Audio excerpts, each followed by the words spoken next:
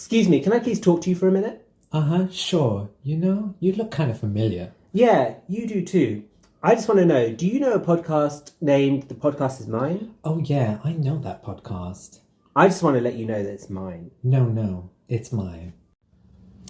Hi, and welcome to The Podcast Is Mine. I'm Sunny Grawl. And I'm Bhushan Kumar. How you doing, Sunny? I'm really good, Bhushan. The weather is amazing again. I'm loving this. It's so good, honestly. Like you bring the sun in, Sunny. Honestly, wherever you go, you are living up to your name. We are so grateful for it. We're clinging on to it. How has your week been? It's been really good. I've been reading this book recently called Deep Work. Wide set. Exactly. Side eye at everybody. Deep Work. Yes.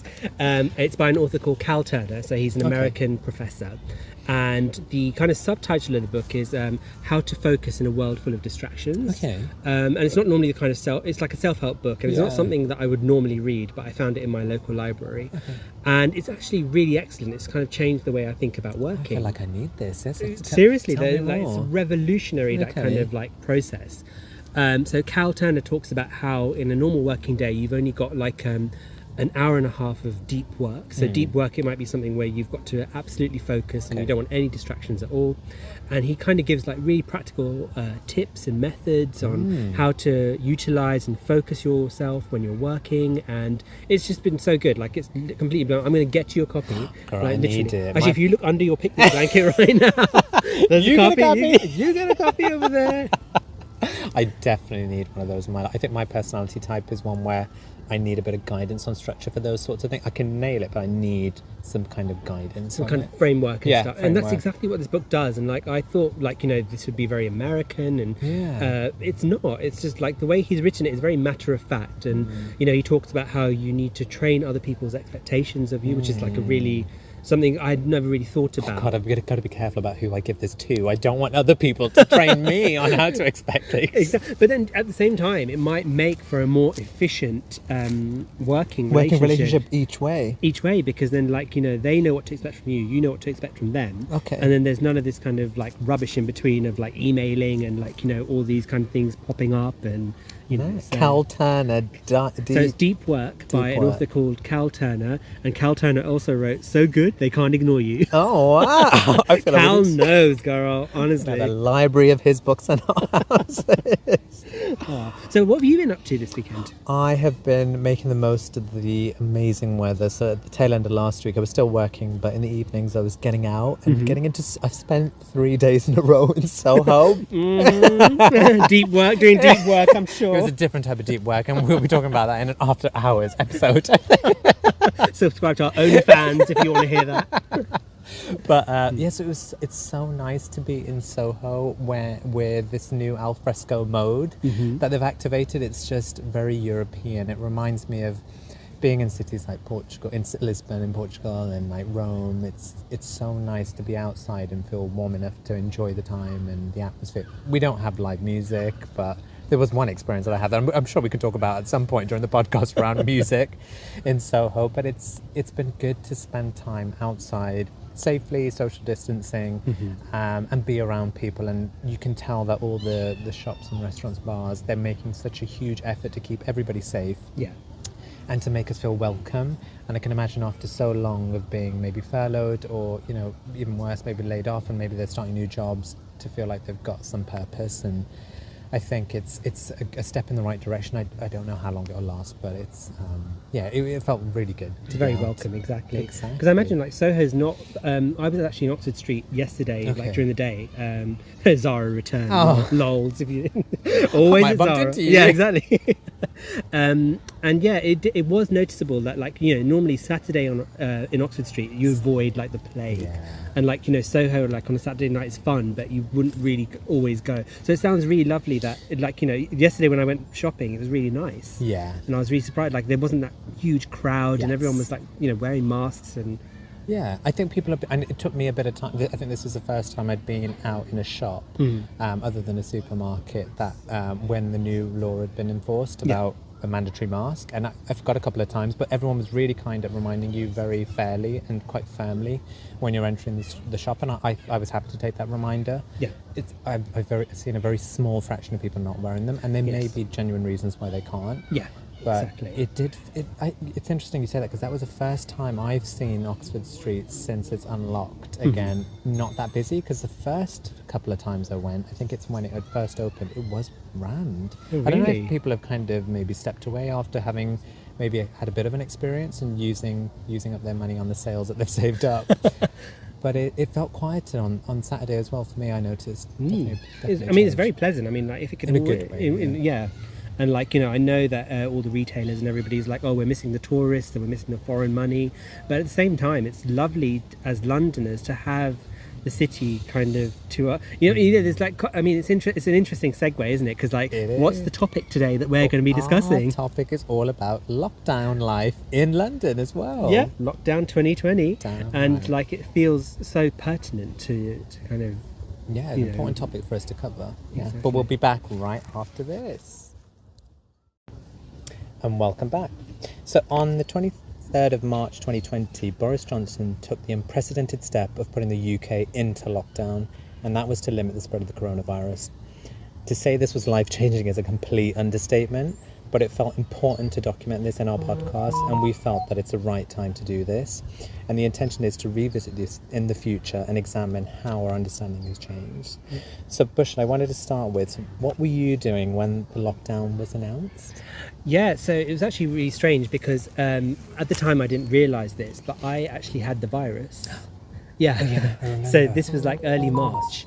It was because at that time the whole thing about the virus was, if you have the cough and you have like a fever, but nobody said anything about losing your taste of smell or your sense of taste and smell.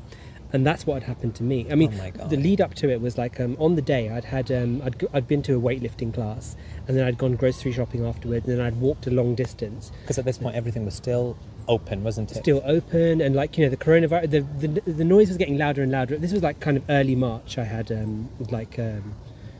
was in the first few weeks of March. And the noises about coronavirus were kind of getting a bit louder. Like, there was this virus from China, and apparently it was spreading across the world, and the parts of Europe were beginning to show hotspots and things like that. But it didn't really seem that it would come here to London, and we were like kind of living in this bubble.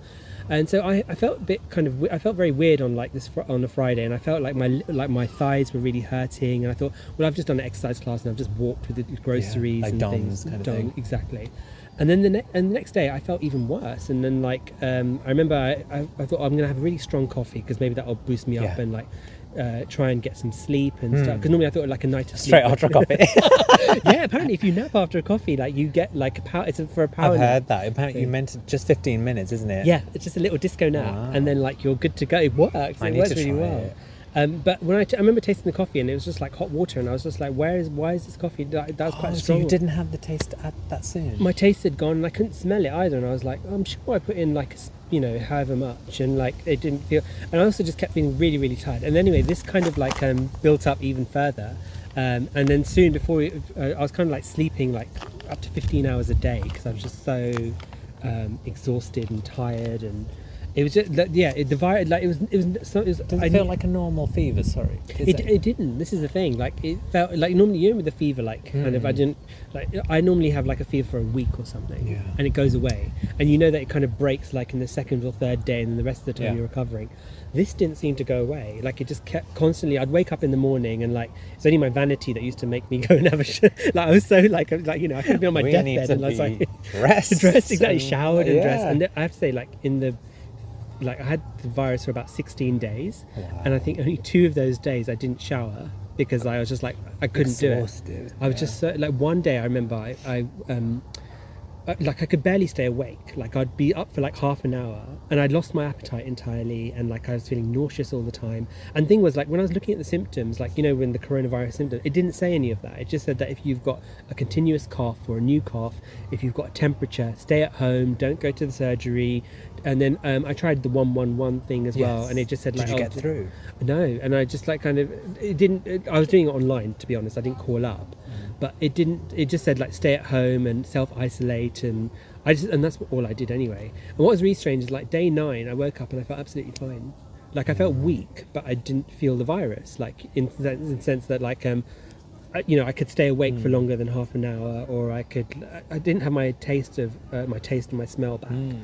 But it was just very weird. So the short story is, when lockdown was announced, I was literally coming out of coronavirus. So I finally felt better at the end of it, and I was like, kind of, yes, now I'm feeling like, begin to feel myself. And then the next thing, Boris Johnson's like, we're all going into lockdown. It's like, oh, thanks a lot, Boris. But I've had it now. I want to carry on. Exactly. But do you remember we were meant to meet up that weekend, weren't we? We were, and which is so strange. What was going on with you at the time? So I think I'm trying to think what my early memories of the virus was, and I was in Asia, wasn't I? Because we were talking about the solo trip, and I don't think it was big in the press at that time. But I remember when I returned, probably early February, I had a friend that was going to Thailand or around Asia in the same time, and they were wearing masks there, and I thought, oh wow, the virus, of course, it must be really taking its hold now. But I always assumed, maybe because of bird flu, all those historic epidemics, that it wouldn't get to the West. Naively. And I'd seen a show on Netflix as well, The Pandemic, which obviously, I think that launched in January when I got back. And I remember thinking, oh yeah, this will never happen and all this kind of stuff. So that weekend when it was leading up to the actual lockdown, but before, I think it was a Monday, wasn't it, when Boris announced it. I had a friend that was planning on visiting London from Manchester. And we were meant to meet her. We were going to go for dinner. I really wanted you to meet her and her likewise. And we pushed forward with that trip, and I thought, is this something we should be doing? I felt comfortable at that time, naively, to just carry on as normal. And she was happy to do the same, and I think it was just something we've been looking forward to. So maybe we didn't put enough emphasis on maybe needing to stay at home, because we weren't getting enough guidance on this, and we can talk about that as well. Exactly. But it was, what was London like that weekend? I remember it feeling quiet, and that was the first time I noticed it get quiet. I'd been at work the week before as normal. There were people coming in. It was starting to get a bit quieter. People were talking about this virus and how to keep your good hand hygiene was like a priority. But I didn't really think it was anything that important until the Saturday when my friend arrived in the early afternoon, and we were going for lunch and stuff, and we noticed that actually there weren't that many people on the streets, which was odd. And she said, oh, is it normally like this? And they said, no, not this quiet. And then we were like, maybe we just haven't been paying attention. Have we been really negligent? And then we went into Soho in the evening, and we went for dinner. And you can never get into this place, to the Sri Lankan place, Hoppers. And normally they have the curtains drawn, closed. So it's like you're not getting you're not getting in there. And they were open, and you could see into it, and there were a few tables, and there was a really hot guy working there who was just like drawing us in. And we just thought, we kept thinking, oh, this is great, we can do what we want without any kind of queue system or issue finding a place to eat. And we were a little bit nervous about maybe being really careful and cautious. So then I think the next day we spent maybe even most of that Saturday, spent time looking for hand sanitizer. I think my friend had a little bit, but she didn't have much. Couldn't find it anywhere. That was completely out of stock. And then we were looking for, because we couldn't find any, we thought, why don't we make our own? So we Googled. We went to the World Health Organization's website to find a PDF that had the recipe. It was like making a bomb. We were like, you needed hydrogen peroxide, glycerol, and rubbing alcohol. So then it's very excited about rubbing alcohol, the animals and wildlife here. Like, what? It's like, I needed it too. They've got bird flu still as an issue. And I remember us running around to every booth trying desperately to find this stuff, and I was just, as usual, me, shopping for little luxury goods. You're clearing out the Liz Earl, literally. Exactly. And we were in a bar afterwards, after being in all these chemists and booths and stuff. And I was like, I can't believe all these people hoarding hand sanitizer and all the loo roll, all these kind of things. And then my friend was like, what have you got in what did you buy, Sunny? And then we're taking stuff out of my bag, and we realise that I'm hoarding luxury toiletries. So luxury skincare was definitely being hoarded by me. It's a priority, okay? For some people it's an essential. This is an essential. And I was like, yeah, actually everyone is probably behaving slightly differently. I was probably not buying the things that I really needed. But actually now in retrospect, I'm glad, because that eye bright lasted me all lockdown. Got to say, your eyes have never looked brighter. Seriously. Okay, but that leads on to the next question. How was lockdown for you? Do you know, lockdown has been so weird, and I think like from the people I've also spoken to, including yourself, we're recording this. There's this seagull that really wants to guest on the podcast. I don't know why. It keeps flying above us. It's really strange. Lockdown's been it's been good and it's been bad. Okay. So some of the bad sides of it is like, at first it was like a shock. It was like kind of like, oh my God, how am I going to spend 3 weeks at home? And kind of, so I live with my parents and my older brother. We live in a flat, and it was kind of, we were only allowed out for an hour a day. Do you remember that whole hour? Yeah. I mean, that whole thing, and like, going shopping as well was like, suddenly you had to queue up outside, and people in, I remember going grocery shopping, and I wore like a scarf around my face, and I put luckily we had a supply. So when I went to Dubai in December, I don't know if you've seen the Naomi Campbell video where she cleans a plane. Have you seen this? It's one of the best things ever. We need to link it. Naomi is like, she was like the prophetess. She saw this coming. So when she goes on a plane, she explained how she doesn't get it, avoids getting ill. So she wears like a face mask, and she cleans. She said planes are like, there's loads of germs and stuff. I thought they sanitise them for us, though. Well, they don't. Like, so this is the thing. So I took my Dettol and wiped. Wipes, yeah. And so luckily I had some plastic gloves. I just bought some randomly at that point. And so I remember going to the supermarket, and first of all you had to queue up for the supermarket. The queue was really long. Oh, that was weird, wasn't it? The first time. That was so strange. I was like, I just want to pop in and get some milk and bread and what have you. And then like the next thing, going into the supermarket as well, anytime anyone would come near you, you're like, what are you doing? Yeah, it was weird. And I should add as well, like by this point I had recovered. So it took me after having the virus and then lockdown being announced in the first few weeks, I probably didn't go out for another further 2 weeks. I lost 2 inches on my waist as well, which was in one way was a blessing. One stomach flew away from your goal weight. I was literally one stomach flew away from my goal weight. Yeah? What was really bizarre was I bought these trousers on sale, and they were like high waisted, unforgiving. You could not have a single extra lump or bump or anything. And I remember because my appetite as well didn't return for a week. I'm like a 3 meals a day kind of boy. I eat, I eat healthy. And metabolism, yeah. But under Corona, I was only having a slice of toast, and I was on the supermodel diet.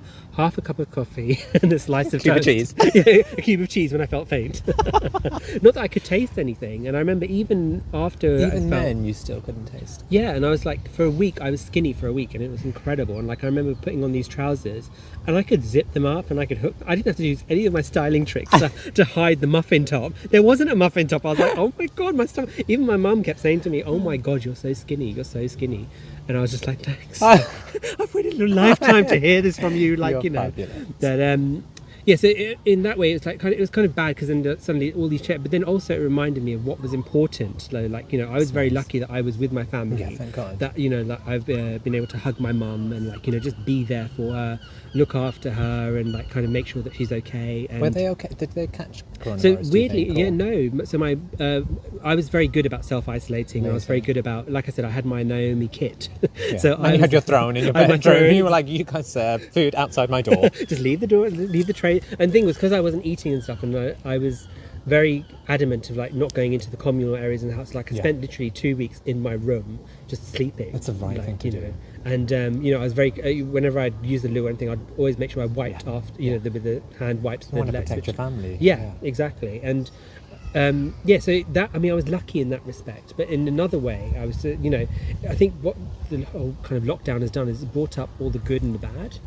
And I feel like exercise, for example, I love exercising and going to classes and stuff, and then suddenly that was taken away, because obviously such a big part of you. Yeah, the whole fitness thing. And then it was you have to go and exercise in the park, and I was like, well, I don't know if I want to go and exercise. And it took me about a month to get back to go back to exercise, because even just going for a walk would tire me out for a while. And then slowly built up. I do remember you saying that to me. Your stamina had just completely been depleted, and I think that's natural, isn't it, after being ill anyway? But this sounds like it's even probably aggravated because of the fact that there's all this social anxiety around it. Yeah. Do you remember when you used to play computer games like Street Fighter or something? And do you remember there was these special moves where you have your 100% energy bar. Spinning bad kick. But you remember this more like Mortal Kombat? The finish. Oh, the finish. But there'd be certain moves that you could do, or certain cheats where you could apply the codes. Yeah. And then the energy would deplete Completely, and you were knocked out. That's what it felt like. It felt like you had 100% energy, and then you were automatically put on 20%, and then no matter what you did to try and conserve that energy, it would slowly go down to zero really fast, and there was no way of scary, isn't it? Because we're not used to being in that kind of. We have colds and flus and stuff, but this was like next level shit, isn't it? And to think that that wasn't even severe. Like, you know, what I had. Yeah, you didn't need to be hospitalised. I didn't need to be hospitalised or anything like that. But I can only imagine what someone who had the cough, or people who've still got the symptoms, what they must. I can't imagine how that must feel. That must feel so difficult. Yeah, I knew a few friends that had the cough for a very, very long time, and I'm trying to think back when you're talking about feeling really, really sleepy. I remember maybe in February having a bug. It felt maybe for 2-3 days when I was just maybe exhausted, and I think I slept the entire time.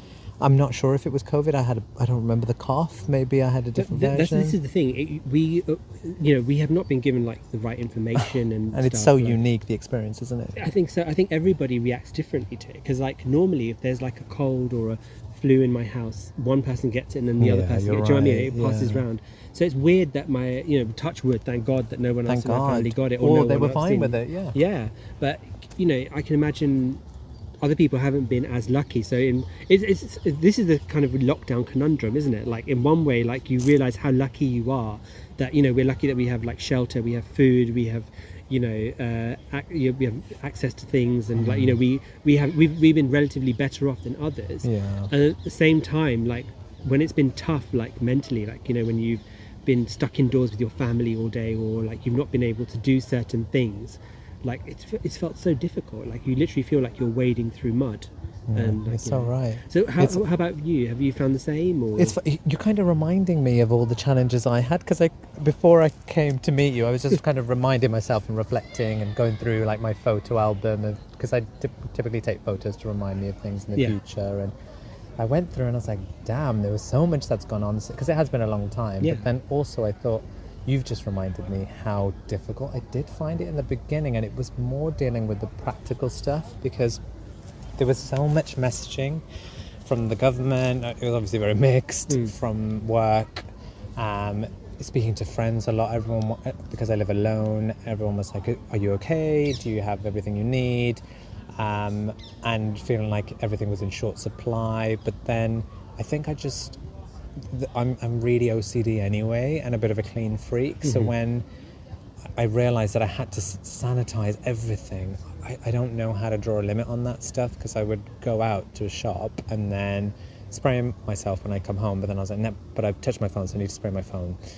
And I didn't have sanitizer at that time either, so it was like using the Dettol wipes. Thankfully I had like a batch at home, and the spray cleaner as well. And just going through that process of cleaning everything and sanitizing, it was just really frustrating. I found it frustrating because I was like, I can't see an end to this. So when is it going to get easier? And then I think slowly, because we're human, we become more complacent. But I also know that I'm OCD, so I'm like, I know I'll keep this up if I don't find a way to rein myself in. I think that's what I found difficult, not necessarily being living alone. I didn't feel alone, which I feel lucky that I didn't, because I was keeping in touch with people and having loads of video calls with friends. The Zoom chats were like fully on full go. And then I started doing home workouts with friends as well over Zoom. In the mornings we'd start at like 7 o'clock in the morning, which was hard going, but it was brilliant because it just kind of started your day with some physical activity, which I'm used to because I love going to the gym. So the way you go to dance, I love going to the gym, and that really helped me, I think. But it also, I think I felt exhausted because I wasn't sleeping as well as I normally would. I'm not sure if it was because I didn't want to be late for waking up for the workout. I think it gave me massive anxiety not to be sleeping in. And then I think it's just also being emotionally drained, so my sleep patterns were a little bit off. So I think that's what I probably struggled with the most. And then finding food, I think it was another difficulty. But then actually I was like really lucky because I use HelloFresh, and I just started. They were really, really good to everyone. They just let everyone buy more meals than you normally would. So I actually got nearly all my food from them. So I thought, okay, I'm fine for food because I've got it. It's just like I need to get milk and cereal for breakfast and stuff. I've got plenty of stuff for dinners, but it's just not having that same access to the stuff that you normally would, like in terms of eating out. That felt different, and it did completely disrupt my routine, and in a really good way, because I've done I mean, today you saw me, you packed me, didn't you, on the way here? I did. And I'm leaning on my helmet, and I took up cycling, which I never thought I would do in London, because I just thought it's too dangerous, can't do it. So I thought, let me start cycling, and now it's like my preferred mode of transport. Even though because we're so in one hose, we can walk everywhere. we can walk, exactly. But it's just nice to do it for a bit of physical activity, and riding down places that I'd never been to, exploring little areas and neighbourhoods I'd never even known of, and seeing how cute London can be. And I think that's one of the things I've loved. And we have done a good job at meeting in the park, haven't we? Yeah, exactly. The park has been like, Wembley Arena wasn't available, obviously, because we could have sold that place out like several times over. But yeah. Well, that's been the favourite thing, like discovering parks in a new way. And we have been lucky that the weather's been so good. Absolutely. I mean, those few weeks that we've had where it's every time rain. I've been on holiday. Exactly. Every time you've been on holiday, we've had a heat. Yeah, can we talk about this? Because Sunny seems to have this thing, like I said, sunny in the sunshine. Honestly, every time you've taken time off work, we've had a heat wave in the city. This is like the fourth week, and like you've got like a heat, to be. And also, before everyone starts writing in about when does he actually work, he does like, do a lot of work actually, so it does work out. Yeah. And it's funny because I think there was the other thing I found hard was I wasn't taking time.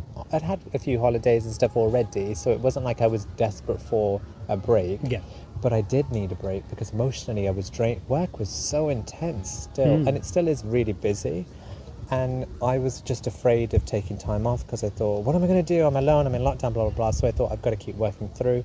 And then eventually they encouraged us to start taking time off. And it was so nice to have that message, because it kind of told me, look, you're not going to go away. So just use your time, because we're so used to being... Like FOMO is a massive thing, isn't it, in London and everywhere?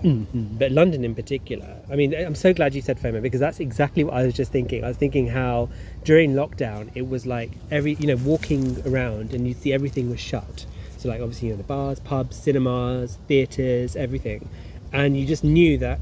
I remember I went out for a walk because I used to go out on walks at night, because I used to try to go during the day, and it would always be quite busy. Yeah, it's intimidating. Yeah. So walking at night though, it was dead quiet everywhere. Like if you were like a serial killer, that was your time to shine. Do you know what I mean? But it was. I remember walking around and I was thinking, normally Friday everything would be buzzing. Like I wouldn't walk this way, or I wouldn't go that way, or do this or do that. But I was. There was. I just knew that there was nothing else going on. I didn't feel like, oh yeah, there's a party going on over there, or so and so's there, or so. Like there was none of that, and it was actually quite a nice feeling. It actually felt really good that everybody's kind of in the same, and I like that kind of feeling of togetherness. So because that brings us nicely to our next point. Like how we were talking about like the government. Like the clap for the carers. I mean, I don't know how it was. I remember the first time that it happened. It was quite emotional. Like I don't know. Was it round? In your block, were people clapping at all? Yeah, they did, and I do remember it. And I was caught off guard, and I was like, "Oh wow, this is so nice." I saw there was like a picture going around on WhatsApp, wasn't there? Yeah. People forwarding it, and it had spelling mistakes in the website link, and I was like, I think it said "clap for careers." I was like, I had to do all the spelling corrections for people when forwarding. And I was like, please, if you're going to the website, but all you needed to know was the time of when it was taking place, thankfully, and it was good. It kind of made you think. Let's be grateful for these people that are working on the front line and key workers, just everyone that was out there. And I had the privilege and, not having to go into the office. And I thought that's not, that's really, really an amazing blessing that I didn't have to expose myself outside other than when I needed to. So I felt that was a massive privilege. Yeah. And how about you for the clap for carers? Because I remember seeing it on social media, and I thought to myself, right, well, I'm going to stand out there and clap, because I thought even if no one else in my estate does, I'm going to do it. And I'll, if they, what's the worst that was going to happen? But what really surprised me is when I actually, because it was dark then as well, like at 8 o'clock, because I was so used to these long days now. That's true. And I remember standing out in the balcony, and I was there about 7:59, and I saw lots of other people, because I can see we've got a high rise in front of us. so I can see like the balconies there as well.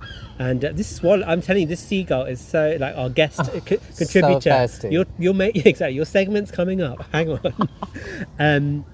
I remember seeing loads of people out on the balcony. I was like, oh, this is great. And then when the clapping actually started, I felt really teary. I was like, oh my God, like, this is so sweet. Like, you know, because it's not something that we generally do in London. No, like, it's kind of like, we are quite hard-nosed bitches. Sense of community, isn't it? But everyone literally came together, everyone was clapping. And then, like, you know, when you saw the news and you saw other social media and everyone was doing it. But this is only the first, like, I have to be honest, I only did it for the first 3 times. Because then when I saw that the government was kind of like hijacking it and using it as a way to kind of like, oh, well, let's clap for our carers. It's like, yeah, let's clap for them. Let's also give them a pay rise. Let's also make sure that they've got the correct equipment they need. Let's make sure that they're supported in every way possible.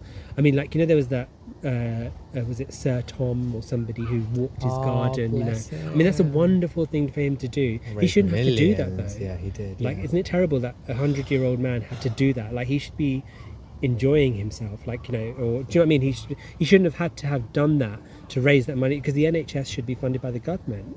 And like, what I think another consequence of like lockdown is like, I'm far more political than I ever was before, because I think, like, not that I was apolitical before, but now I'm just much more engaged with the events. Like, I remember watching that Dominic Cummings press conference. Did you see that? Yeah. Do you remember when he turned up half an hour late? The audacity of the fucker, honestly. And then, like, the way that you know, he was like very nonchalant about, I went here and I did this and I was testing my eyesight. And so, like, for example, he was saying that he had the virus and he drove up to Durham. Yeah. Like, now I'm thinking, I had the virus, there's no way you could you know, you endangered so many lives along the way. Like, you know, anything could have happened to you. And that's what I started to find frustrating, because in the beginning I think it was so strange to have these daily press conferences. Yeah. It was just such a different world to be in, to get that level of engagement from the leadership, like, you know, the Prime Minister. Well, let's not forget the Prime Minister didn't do these, like, he should have been leading it from the front, but it was somebody else. It was wasn't it Chris Whitty who was doing it? So we had the Chief Medical Officer. And I just felt a little bit surprised by the amount of time that they were committing initially, and I thought, okay, they're taking it really seriously. They want, because we all wanted answers. Yeah. But then clearly they made huge mistakes when the press was still sitting in the room, not social distancing. So we didn't ever have, and I think it just was the approach that Boris wanted to take, a full lockdown, even though it was a lockdown, and we walked around town and we were allowed out. Yeah, we were allowed out. And I remember taking photos of Covent Garden and all these spots near the office and going around parks and thinking it was our walk, because this is our exercise. Yeah, it was our daily exercise. And it was like, wow, this is not completely, it is empty, but it's not completely empty. And I know in places like Paris, there was like a full-on shutdown of everything. And I think we were very quick to judge other countries, I think, early on, when we were seeing how Spain and Italy were coping with it. And then we realised that actually it was going to be way much worse for us. Yeah, because in Spain and, like, for example, Spain and India and New Zealand, people there told me like how they were not allowed at all. Like in India, you need to have a letter, didn't you? Yeah, you need to have some exemption. Like, I think only one person was allowed to go and fetch food.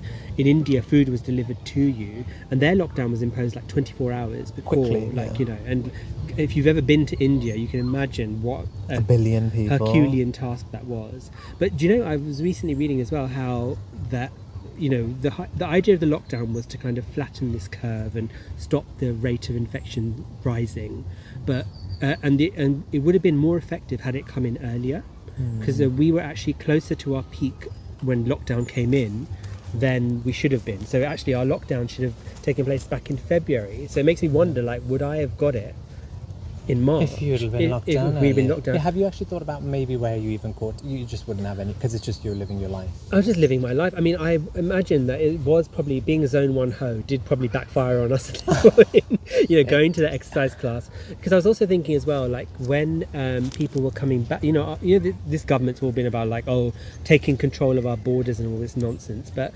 they didn't, like, when people were flying back from, there was no checks. There was no checks or anything. Like, you think it'd be common sense. Like, you know, you would check that if somebody, because the thing is, the government knew that this virus existed all the way back in January. They were aware of it, and there's like certain contingencies and plans that they have to put into place. Can you imagine if we had come into lockdown prepared in the sense that, can you imagine if we knew that there was going to be a lockdown? So in the month of March, no one is going to be allowed to leave the house. You need to prepare for this. This is how you're going to bring your food. And it would have been a completely... I think, I completely agree. And I think it's just so unprecedented that I feel like the way I was trying to see it from the other perspective was, how do you shut down a huge economy? And I'm not saying that the economy takes precedent over lives at all, not at all. But it's a big challenge where, because one thing I kept worrying about is, oh my God, where am I going to get food from X, Y, Z? And they were like, one of my friends was like, look, they're not going to let people starve. And I was like, yeah, you're right, actually, we'll be taken care of. And I think people were too worried about things that they're focused on in business. Yes. That probably massively influenced his decision to slow down any sort of lockdown and massively underestimating the impact of this virus and how it could have overwhelmed the NHS. And I think we were lucky because Nightingale and all these other hospitals... Yeah, but they didn't Nightingale didn't end up getting used at all, did it? I don't think they did. It's interesting that the, say, Primark, for example, had to shut... It doesn't have like an online presence, and they had to shut all their stores. And I remember like they were asking... the CEO or some of their leadership team, like, are you going to go onto online now? And they said that so they have no online. They have online presence, but you can't buy online. Oh, really? That's interesting. So you can only see the ranges on there, but you can't buy from there. That's pretty unique, isn't it? In this kind of very, very unique. I mean, that means that you see Primark and how much. I mean, they only opened in June, so they were shut for like March, April, May. They were shut for 3 months. God, they really want everyone to battle in that jumble sale. Having said that, I've been to Primark and recently. It's now neat because no one's in there.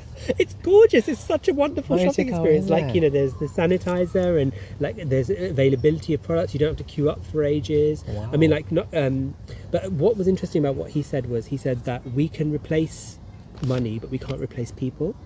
And I think that's such a important thing to remember. 100%. Like, if you think about like New Zealand, where in total there was 22 deaths, I think that might have risen to like, but it's still under 30 deaths. Yeah. Whereas if you look at the number of deaths we have here, I think we've really gone into high numbers. And then if you look at like the US and India and Brazil and China, like there's so many like deaths that have taken place, and they could have been avoided. This is the thing. Like, is that also because of where they're located geographically? In terms of, we are such a central hub, aren't we? In London, it's centre of Europe, between the states and.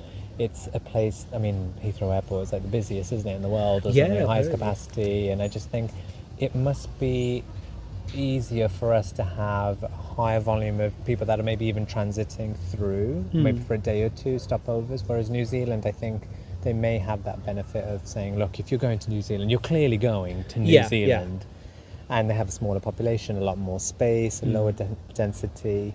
And then Australia, I feel a little bit the same. But again, I also think they've made very quick, sensible decisions. And I look to their leaders, and it's really inspiring because they're very young and, female. And you just think, okay, why can't we have decisions made in a way that is very clear and just quite assertive? And Boris was just generally not that assertive. I think he doesn't like, from what I heard and what people have said, he doesn't like telling people what to do. And I think it's... I can imagine that there could be a concern around people maybe rioting or, looting, all sorts of crazy stuff could have happened, couldn't it? It could have, yeah, absolutely. I mean, this is the thing, it could have descended into absolute anarchy. And like, for example, the rate of infection, new cases and infection is rising again. And Boris has buggered off on holiday now. He's gone on paternity leave. And it's like he's somebody who said, but he said now that paternity leave is like not something that I normally do. Like who does paternity leave? I don't know. There's just something very disingenuous about this.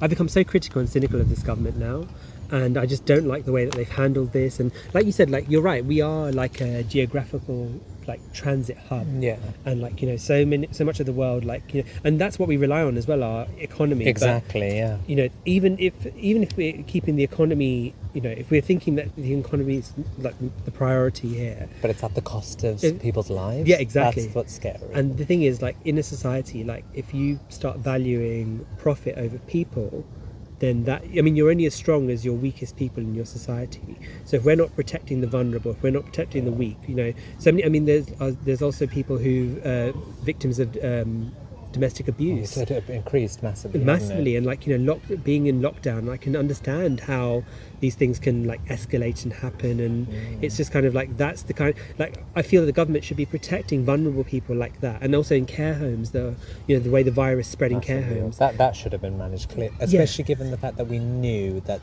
the elderly were more vulnerable, or people over, not necessarily elderly, so people over 55. They're vulnerable people. It's exactly, anyone who's vulnerable should have been looked after. But this government was more like, oh well, let's worry about the economy. Like, you know, if the economy crashes, then what are we going to do? And it's like, well, yeah, it's great, but the economy we can always rebuild. We will always be able to get back to it. We can't bring back people. Like, you know, the preservation of life should have been far more like important. No, I agree. So, and in terms of in lockdown, what do you think you would have done differently, or you know, compared to how you do things now? Is there something you would have taken advantage of? Do you know, I would have like kind of like read more of the, I don't know, I think because it was such a, I would have definitely kind of thought about a project or something, or do you know what I mean? Like, because when do you ever get this? Talking of projects, so speaking of, I mean, this is how the Podcasters Mind was born, which is like, you know, this has given us the courage and the kind of like, you know, drive to do something. But I don't know. I think I would have used the time a bit more wisely. But then, having said that, no one knew how long this would have lasted. Like, in the back of our minds, we were already saying, like, in June, July, it was all going to be back to normal, and we were all going to be, you know. And now we're sitting here in August, and like it doesn't look like things are going to change at all. It's crazy how quickly time has gone by. When I think about that again, when I was thinking through on my way here, I thought, wow, so much time has gone by, and it's made us think differently. It's just disrupted our routine, and we found new hobbies, new interests, found ways to kind of explore our creativity. And I think that obviously there's so much tragedy surrounding this time, but I feel like, you know, I have to find a way to kind of focus on something that is going to give me energy, because obviously, you know, not seeing my family has not been easy. I saw them for the first time last weekend, my niece and nephew, and that, you know, being able to do those things without fearing that you're going to contaminate, you know, make your family ill. Because the thing is, I could come home and think, okay, look, if I make myself ill, then I'm responsible for myself. But and I don't want to be sick alone, but then I don't want to make somebody, that's more concerning to me. So I feel like that's the thing. I feel like maybe I could have made more effort to go see my family a bit earlier, but actually I think I felt more comfortable and safe to do it now. No, I agree with you. Like, I think you did the right thing, because I think, yeah, you're right. And it also, you know, lockdown is also one thing that it has taught me is as well, as like self-preservation is so important. This whole idea of like fixing your own mask first, pun intended, but, you know, doing your own mask first and then somebody else's, that is the way forward. Because if you can't like focus yourself, and like, you know, if your own mental health or your own physical health is in danger, then you can't really help somebody else, can you? Whereas if you're, and this kind of leads back to that point that I was saying, that like, you know, you're only as strong as the weakest person in your team or in your, you know, whatever, in your society. So if you empower them and lift them up, then that's going to make you stronger in the long run. No, I agree. And that point you made about mental health, I remember reading something quite early on, because I think I did speak to one of my other friends who's quite similar to me in a lot of ways, and she said, how you find in lockdown? And we normally confide a lot in one another about how we're feeling and the stresses we go through.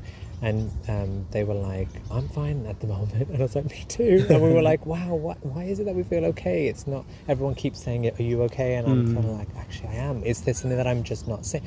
And there's obviously reasons why, because we don't live with anyone vulnerable. There's definitely reasons why we wouldn't have felt as immediately stressed. But then I think it's also because we read did I read it, or maybe they had told me, but there's something around people that suffer from anxiety probably dealt with it better, because they were less it was less necessary to be around a lot of people, so actually that wasn't being triggered as much. But then and as soon as I became conscious of that, I thought, actually, look, I don't want to exacerbate that. I don't want to feel like, you know, end up with agoraphobia or some sort of other challenge of not being out. And I am, like, even though I am quite introverted in a lot of ways, I love my space, I am an extroverted person. I get my energy from other people, so I thought I don't want to ever be in a situation, and I feel like I'm glad quite early on I started seeing people. I started seeing you safely in the park, and we have been doing that to date, and I feel glad that that's something that we managed to do throughout. Yeah, No, absolutely. I think that's so important. And I think also you've hit on a really good point there, that everyone's experience of this time was so different.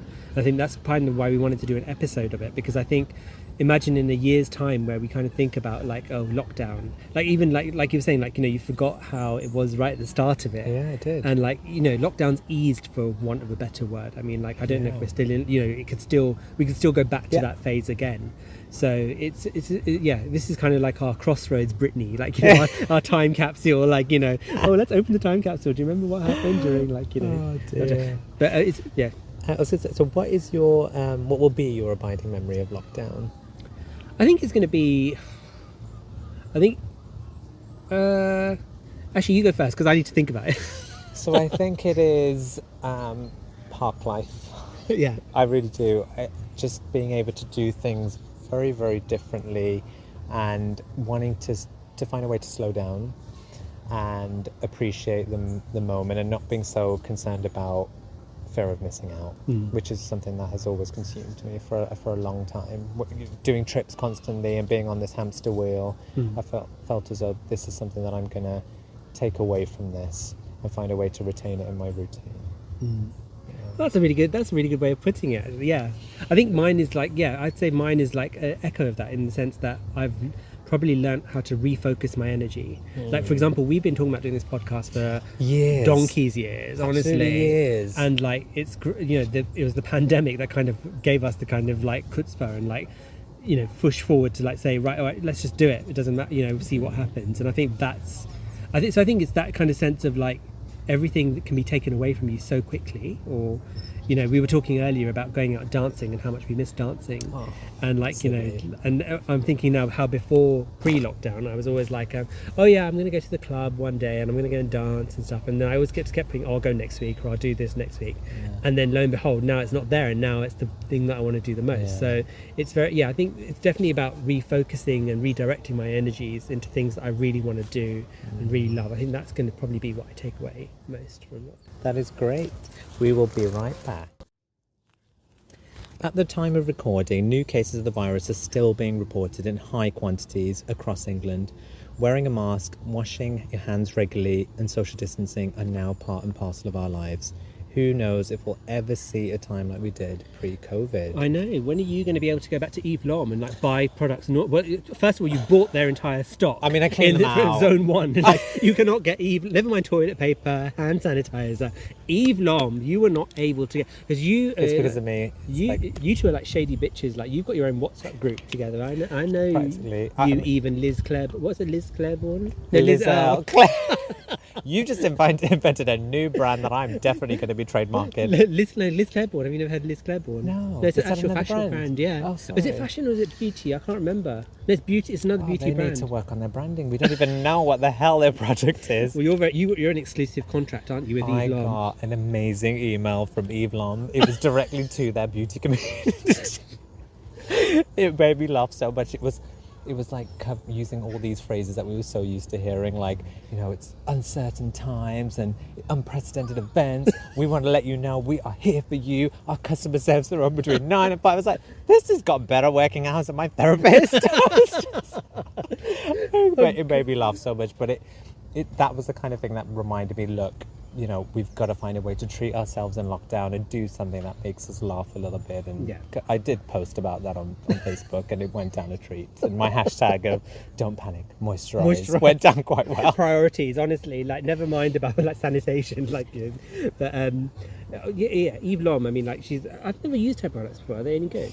It's the best cleanser. So Liz L, the one I did start with, I think they completely stole the concept of like using a muslin cloth in a cleanser. Yeah. And they stole that from the East, yeah. They definitely stole. And that and bidets.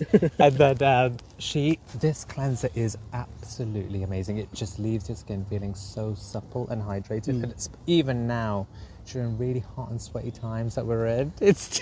Can I just say, like, you can't see, but Sunny's like serving CoverGirl commercial realness. Like, when you're like soft, and so he's stroking his face with his finger, kind of like, it's soft and moisturized. And like the camera's going crazy, the lighting is amazing. Getting like huge zoom ins. It's like, and you're smizing. I'm doing my best, and it's the best cleanser I've ever used. It lasts for ages as well. It's pricey, but it's my little treat to myself. Well, you've got a lifetime supply now, so I don't think you need to worry about it running out. I'm down to my last bottle. I need to order it immediately. I need to have like at least 10 bottles in stock.